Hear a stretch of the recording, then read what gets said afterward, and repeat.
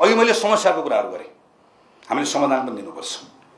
हामी नेपाली कांग्रेस पार्टी आज हाम्रो बाध्यता छ, हामी एक्लै छैनौँ, हामी सरकारमा छौँ, कतिपय हामीले कम्प्रोमाइजहरू गरेका छौँ, तर आधारभूत कुरामा हामी कम्प्रोमाइज गर्दैनौँ। हामीले भन्न सक्नुपर्छ हामी पर्यो भने यस्तो सरकारबाट बाहिर जान्छौँ, हामी सरकारमा बस्ने नबस्ने, सरकारै सबै कुरा ठुलो कुरा थियो भने त हामीहरू त हिजोको सरकारमा, हिजो त हामी त ज्ञानेन्द्रको सरकार बोलाउँदै गर्दा गएनौँ त, हिजो महेन्द्रले वीरेन्द्रले बोलाउँदै गर्दा हाम्रो नेताहरू जानु भएन। मैले यो सरकारको कुरा मात्र गरेँ होइन, कुनै पनि सरकारको भनेको इन जेनरल हाम्रा सर्टिन कुराहरू छन्, ती हाम्रा फन्डामेन्टल कुराहरू अनकम्प्रोमाइजिङ हुन्छ हाम्रो कुरा। उदाहरण हामी रुल अफ लको कुरामा, हामी संस्थाहरू निर्माण गर्ने कुरामा। ठिक छ, पूर्व राष्ट्रपतिहरू अहिले आएर मैदानमा आउनुभएको छ, म उहाँहरूको बारेमा केही टिप्पणी गर्दिनँ, तर कम्तीमा नेपाली कांग्रेस पार्टीले भन्न सक्नुपर्छ, हामीसँग त्यो भन्ने ताकत हामीसँग हुनुपर्छ कि हाम्रो पार्टीको सदस्य जो राष्ट्रपति हुनुभएको छ उहाँहरू फर्केर कहिले पनि दलको सदस्यता लिएर आउनुहुन्न, त्यो संस्थाको गरिमा राख्नुहुन्छ, राखिराख्नु भएको छ। हाम्रो रामवरण यादव पनि राष्ट्रपति हुनुहुन्थ्यो। नेपाली कांग्रेस पार्टीको हामी यसरी गर्छौँ।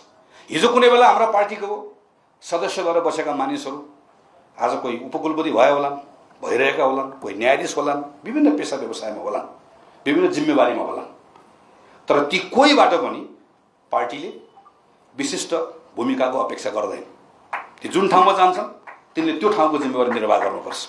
हामीले संस्थाहरू यसरी हामी निर्माण गर्छौँ, हामीले भन्न सक्नुपर्छ। गणतन्त्रका सन्दर्भमा हामी भाग्ने होइन, वा हामी उत्तेजनामा आएर गाली गलौज गर्ने पनि होइन, हामीले नागरिकहरूसँग संवाद गर्ने, उनीहरूलाई बुझाउने हो। आजको वैशाख 11 होइन, अस्ति भर्खर होइन, पुरानै कुरा छैन, अस्ति भर्खर हामीले हेरेको होइन। म ठुलो हेरेर बस्दिनँ भनेर 3 वर्षको शासन हेरेको होइन। नेपालको मोनार्कीलाई कसैले कन्स्टिट्युसनल बनाउन सक्छ? नेपालको मोनार्की कन्स्टिट्युसनल भयो अहिले भने कुन समस्याको समाधान हुन्छ त? समस्या मैले भने समस्या डेमोक्रेसीको समस्याको कुराकानी गरेँ, हाम्रो इस्युजहरू त्यहाँ छन्। नेपालको मोनार्की कन्स्टिट्युसनल हुनै सक्दैन, अहिलेको इस्यु यो। त्यसैले यो आजको नेपाली समाजको विषय नै होइन, हामी योभन्दा धेरै अगाडि बढिसक्यो। अब यो विषयमा अलमलिने पनि होइन, समय खर्च गर्ने पनि होइन।